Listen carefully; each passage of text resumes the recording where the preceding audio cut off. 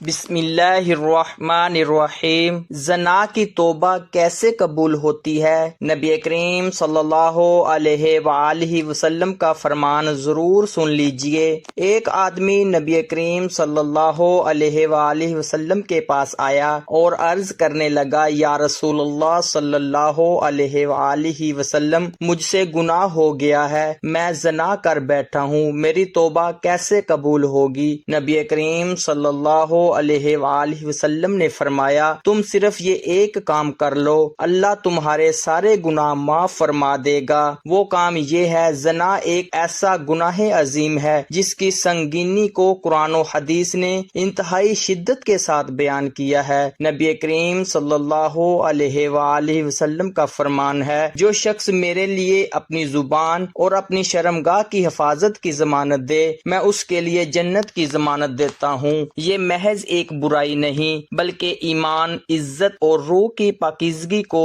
داغدار کرنے والا جرم ہے۔ قرآن مجید میں اللہ تعالیٰ نے فرمایا، زنا کے قریب بھی نہ جاؤ، بے شک یہ بے حیائی اور بدترین راستہ ہے، یعنی اس گناہ کے قریب جانا بھی تباہی کا سبب ہے۔ احادیث میں آتا ہے کہ زنا کار کے لیے زمین و آسمان لعنت کرتے ہیں، آخرت میں ان سے ایسی شدید بو اٹھے گی کہ جہنم کے فرشتے بھی اس سے تکلیف محسوس کریں گے۔ یہ صرف جسمانی ناپاکی نہیں بلکہ روحانی تباہی کا آغاز ہے۔ نبی کریم صلی اللہ علیہ وآلہ وسلم نے فرمایا، جب کوئی زنا کرتا ہے تو اس وقت وہ مومن نہیں رہتا، جب چوری کرتا ہے تو اس وقت وہ مومن نہیں رہتا، جب شراب پیتا ہے تو وہ اس وقت مومن نہیں رہتا، یعنی زنا ایمان کی روشنی کو مٹا دیتا ہے۔ حضرت ابو امامہ رضی اللہ تعالی عنہ سے روایت ہے کہ ایک نوجوان نبی کریم صلی اللہ علیہ وآلہ وسلم کی خدمت میں حاضر ہوا اور عرض کیا، یا رسول اللہ، مجھے زنا کی اجازت دے دیجئے۔ یہ سن کر لوگ غصے سے بھر گئے، لیکن نبی کریم صلی اللہ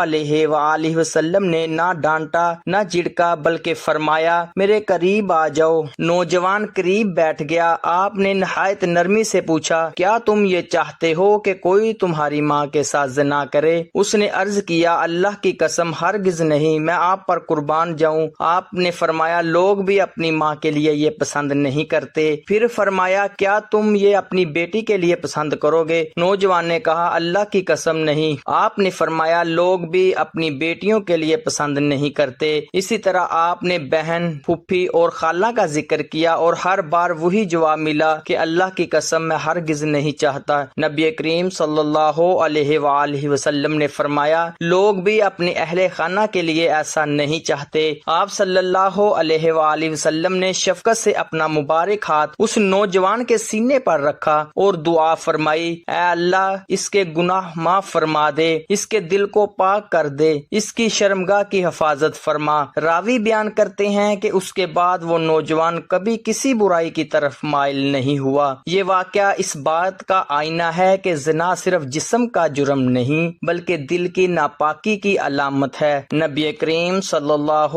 علیہ وآلہ وسلم نے اصلاح کا جو طریقہ اپنایا ہے وہ ہمیں یہ سبق دیتا ہے کہ برائی کو سختی سے نہیں بلکہ حکمت، محبت اور دلائل سے ختم کیا جا سکتا ہے۔ زنا سے بچنا ایمان کی حفاظت ہے اور پاکیزگی اختیار کرنا جنت کے دروازوں کو کھول دیتا ہے۔ حضرت حذیفہ بن یمان رضی اللہ تعالی عنہ سے روایت ہے کہ نبی کریم صلی اللہ علیہ وآلہ وسلم نے فرمایا، اے مسلمانوں، زنا سے بچو کیونکہ اس میں 6 بڑے نقصانات ہیں، 3 دنیا میں اور 3 آخرت میں۔ دنیاوی نقصانات یہ ہے کہ زنا کرنے والے کے چہرے کی رونق اور نور چھن جاتا ہے، اس کی زندگی میں غربت اور تنگ دستی آ جاتی ہے، اس کی عمر گھٹ جاتی ہے۔ آخرت کے نقصانات میں شامل ہے کہ اللہ تعالیٰ کی شدید ناراضگی، اعمال کا سخت حساب، دوزخ کی آگ میں ہمیشہ کے لیے جلنا۔ یہ گناہ ایک ایسا زہر ہے جو نہ صرف روح کو گندا کرتا ہے بلکہ چہرے کی روشنی بھی چھین لیتا ہے، دل سے سکون اور عزت کو ختم کر دیتا ہے۔ نبی کریم صلی اللہ علیہ وآلہ وسلم نے فرمایا، اپنی نگاہوں کی حفاظت کرو، اپنے چہرے کو سیدھا رکھو ورنہ تمہارے چہرے بے نور کر دیے جائیں گے۔ یعنی زنا اور فحاشی انسان کے ظاہر و باطن دونوں کو برباد کر دیتے ہیں۔ ایک نوجوان صحابی کی شادی مدینہ دنیا میں ہو چکی تھی، مگر شیطان نے ان کو چلاکی سے گمراہ کیا، ایک انصاری لونڈی کی طرف مائل کیا اور تنہائی میں اسے لے جا کر برائی کے کام میں مشغول کر دیا۔ شیطان نے اس لمحے برائی کو خوبصورت، کشش اور معصومانہ دکھایا، دونوں بہہ گئے، شرمناک عمل انجام پا گیا۔ عمل کے بعد شرم و ندامت نے ایسا دل کو تڑپا دیا، آنکھیں خون آلودہ ہو گئیں، پچھتاوے میں درد سے تڑپ اٹھا۔ یہ نوجوان اپنے اس جرم کے بوجھ تلے ابلتے ہوئے سیدھا حضور اقدس صلی اللہ علیہ وآلہ وسلم کی خدمت میں آیا اور روتا کانپتا اپنے کیے پر نادم تھا۔ نبی کریم صلی اللہ علیہ وآلہ وسلم کے حضور آ کر عرض کی، یا رسول اللہ، مجھ سے بہت بڑا گناہ ہو گیا، مجھے پاک کر دیجئے۔ مگر آپ صلی اللہ علیہ وآلہ وسلم نے پہلے تو اس سے منہ موڑا تاکہ وہ اپنی حالت کی شدت محسوس کرے۔ نوجوان واپس چلا گیا، پھر چند لمحوں بعد اسی اضطراب کے ساتھ واپس آ گیا کہ اس کی پکار، اس کی بے چینی بڑھتی گئی، دل سکون نہ پا سکا، بار بار آ کر وہ روتا اور معافی کا درخواست گزار ہوتا۔ نبی کریم صلی اللہ علیہ وآلہ وسلم نے آخر کار اسے لوگوں سے الگ کرنے کا حکم دیا، مگر وہ پھر بھی واپس آیا۔ صحابہ حیران ہوئے اور آپ صلی اللہ علیہ وآلہ وسلم سے پوچھا کہ اس کی یہ حالت کیا ہے؟ بعض لوگوں نے خیال کیا شاید وہ پیتا تھا، مگر اس کی طرف جانے والے نے محسوس کیا کہ اس میں نشے کی کوئی علامت نہیں۔ پھر نبی کریم صلی اللہ علیہ وآلہ وسلم نے پوری بات دریافت فرمائی اور جب حقیقت واضح ہوئی تو سنگین سزا کی طرف اشارہ ہوا۔ شریعت کے مطابق حدود ناپسند ہو گئی، اس پر حد جاری کی گئی اور وہ عملی انجام تک پہنچا۔ جب اسی نوجوان کی نماز جنازہ پڑھی گئی اور اسے دفن کیا گیا تو لوگ آپس میں سرگوشیاں کر رہے تھے، دیکھو اللہ کا پردہ اس پر تھا مگر اس نے خود اپنے آپ کو تباہ کر لیا۔ نبی کریم صلی اللہ علیہ وآلہ وسلم خاموش دکھائی دیے۔ پھر راستے میں ایک مردہ گدھا پڑا ہوا تھا جسے چھوڑ کر سڑنے دیا گیا تھا۔ آپ صلی اللہ علیہ وآلہ وسلم نے لوگوں سے کہا، اترو اور اس کا گوشت کھاؤ۔ صحابہ نے تعجب سے کہا، اے رسول اللہ صلی اللہ علیہ وآلہ وسلم، کون کھا سکتا ہے؟ آپ صلی اللہ علیہ وآلہ وسلم نے فرمایا، جو تم اپنے بھائی کی عزت پامال کرتے ہو وہ اس گدھے کو کھانے سے بھی زیادہ قابل نفرت ہے۔ پھر آپ صلی اللہ علیہ وآلہ وسلم نے اس نوجوان کی توبہ کی شان بیان فرمائی۔ صحابی نے ایسی سچی، خالص اور پرغم توبہ کی کہ اس امت میں اگر بانٹ دی جائے تو سب کے لیے کافی ہوتی۔ آپ صلی اللہ علیہ وآلہ وسلم نے فرمایا کہ مجھے اس ذات کی قسم جس کے ہاتھ میں میری جان ہے، وہ اس توبہ کے بعد جنت کی نہروں میں غوطہ زن ہے۔ یہ بیان ہمیں بتاتا ہے کہ انسان کا گناہ چاہے کتنا ہی بڑا کیوں نہ ہو، اگر توبہ دل سے عاجزی کے ساتھ اور صدق نیت سے کی جائے تو اللہ کی رحمت وسیع ہے، اللہ بندے کے دروازے بند نہیں رکھتا۔ یہ واقعہ دو واضح پیغام دیتا ہے، ایک تو نفس کی کمزوری اور شیطان کی چالوں سے ہمیشہ ہوشیار رہو، برائی کو کبھی خوبصورت نہ سمجھو۔ دوسرا یہ کہ گناہ کے بعد سچی توبہ ایک ایسی قوت ہے جو انسان کو نہ صرف اللہ کے قریب کر دیتی ہے بلکہ اس کی خیر و برکت اور مغفرت کے دروازے کھول دیتی ہے۔ سنبھل کر رہو، اپنی نگاہوں اور دل کو بچاؤ، اور اگر کبھی غلطی ہو جائے تو فوراً نصوحانہ توبہ کر لو، کیونکہ اللہ تعالیٰ اپنی توبہ کرنے والوں کو گلے لگا لیتا ہے اور ان کی ماضی کو معاف کر کے انہیں نئی زندگی عطا کرتا ہے۔ حضرت عبداللہ بن عمر رضی اللہ تعالیٰ عنہ سے روایت ہے کہ رسول اللہ صلی اللہ علیہ وآلہ وسلم نے فرمایا، جو شخص کسی غیر حاضر آدمی کی بیوی کے بستر پر آ بیٹھے وہ قیامت کے دن سانپوں میں سے ایک زہریلے سانپ کے ڈسنے کی سزا پائے گا۔ نبی کریم صلی اللہ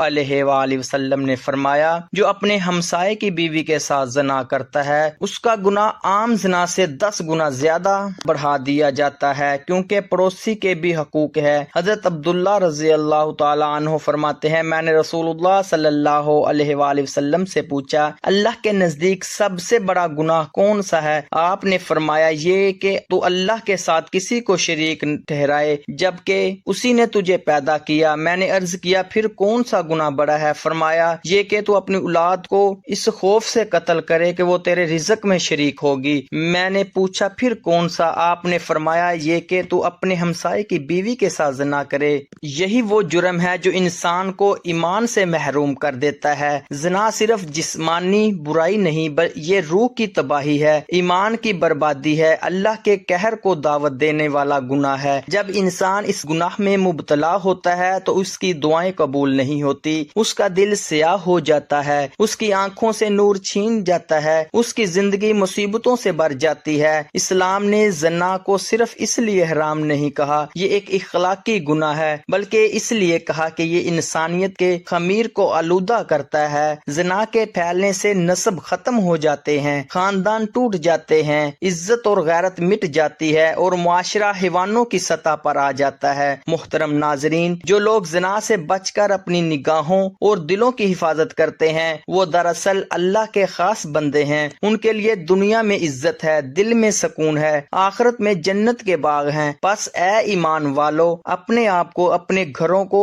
اپنی نسلوں کو زنا کی آگ سے بچاؤ، کیونکہ یہ وہ آگ ہے جو دنیا سے شروع ہو کر آخرت تک انسان کو جلا دیتی ہے۔ نبی کریم صلی اللہ علیہ وآلہ وسلم نے ایک دن اپنے صحابہ کرام سے پوچھا، زنا کے بارے میں تمہارا کیا خیال ہے؟ صحابہ نے مؤدبانہ عرض کی، یا رسول اللہ صلی اللہ علیہ وآلہ وسلم، زنا کو اللہ اور اس کے رسول نے حرام قرار دیا ہے، لہٰذا وہ قیامت تک حرام ہی رہے گا۔ اس پر نبی کریم صلی اللہ علیہ وآلہ وسلم نے فرمایا، اگر کوئی شخص 10 عورتوں سے زنا کرے تو اس کا گناہ اس سے کم ہے جو اپنے پڑوسی کی بیوی کے ساتھ زنا کرتا ہے۔ یہ بات سن کر صحابہ کرام حیران ہوئے تو آپ صلی اللہ علیہ وآلہ وسلم نے واضح فرمایا کہ ہمسائے کی بیوی سے زنا اس لیے بھی زیادہ بڑا گناہ ہے کہ اس میں 2 حق پامال ہوتے ہیں، ایک اللہ کا حق اور دوسرا ہمسائے کا حق۔ ہمسایہ وہ ہے جو تمہارے قریب رہتا ہے، جسے تمہارے گھر کے حالات، تمہارے اوقات، تمہاری غیر حاضری تک کا علم ہوتا ہے۔ ایسے شخص کے گھر کی عزت پر حملہ کرنا صرف بدکاری نہیں بلکہ خیانت، بددیانتی اور دوغلا پن کی انتہا ہے۔ یہ گناہ انسان کے ذہن سے سکون چھین لیتا ہے، وہ ہر وقت خوف میں جیتا ہے، کہیں راز فاش نہ ہو جائے، کہیں پکڑا نہ جائے، کہیں اللہ کا قہر نازل نہ ہو۔ پھر رسول اللہ صلی اللہ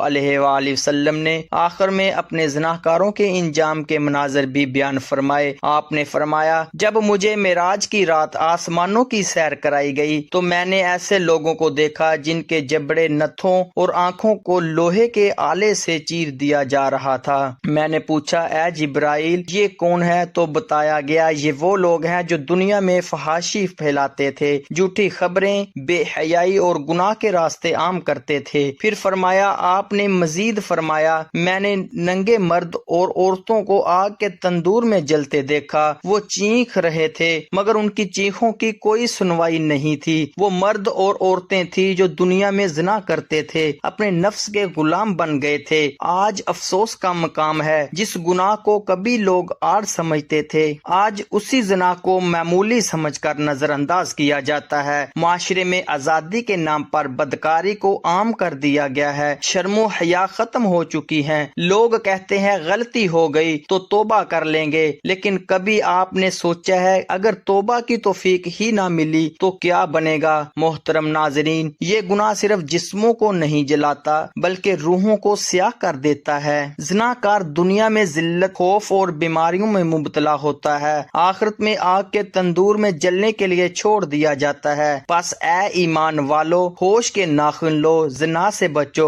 اپنی نگاہوں کی حفاظت کرو، کیونکہ اللہ کے غضب سے کوئی پناہ نہیں۔ زنا ایسا جرم ہے جس کی سزا صرف آخرت میں نہیں دنیا میں بھی ملتی ہے۔ حضرت انس رضی اللہ تعالیٰ عنہ سے روایت ہے کہ رسول اللہ صلی اللہ علیہ وآلہ وسلم نے فرمایا، 2 گناہ ایسے ہیں جن کی سزا دنیا میں جلد مل جاتی ہے، ایک زنا اور دوسرا والدین کی نافرمانی۔ یہ حقیقت ہے کہ زناکار انسان کو جسمانی بیماریوں، روحانی اذیتوں اور معاشرتی ذلتوں میں مبتلا کر دیا جاتا ہے۔ جو شخص اس گناہ میں پھنس جاتا ہے وہ جھوٹ پر جھوٹ بول کر اپنی بدکاری کو چھپاتا ہے، یہاں تک کہ فرشتے اس کے منہ کی بدبو سے دور بھاگ جاتے ہیں، اللہ کی حفاظت اس سے ہٹ جاتی ہے اور وہ دنیا میں بھی ذلت کا نشان بن جاتا ہے۔ حضرت علی رضی اللہ تعالیٰ عنہ کا قول ہے، اپنی نگاہوں کی حفاظت کرو، کیونکہ نگاہ شیطان کے زہریلے تیروں میں سے ایک تیر ہے اور یہی بہت سے گناہوں کا آغاز بنتی ہے۔ اللہ تعالیٰ ہمیں گناہوں سے محفوظ رکھے۔ کمنٹ باکس میں سب آمین لکھیں۔